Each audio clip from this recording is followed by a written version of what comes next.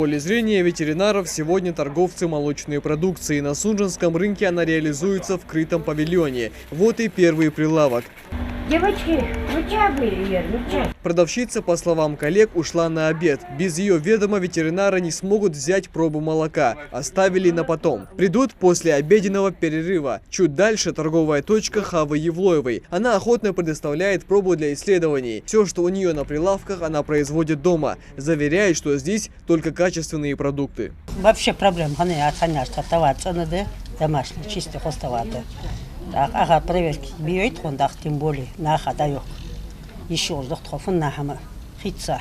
Судить о качестве товара можно будет только после экспертизы. Обойдя все точки, ветеринарная комиссия направляется в лабораторию. Здесь будут проверять на жирность, наличие воды и загрязнение молока вредоносными микроорганизмами. На все это уйдет около часа времени. Мы берем исследуемое молоко, 1 миллилитр исследуемого молока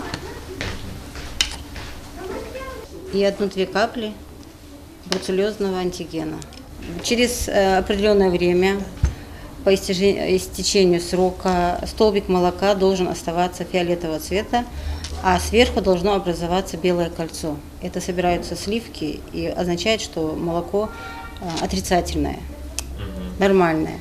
Если же молоко будет белого цвета и сверху будет синее кольцо, это означает, что молоко положительное, оно от больных животных.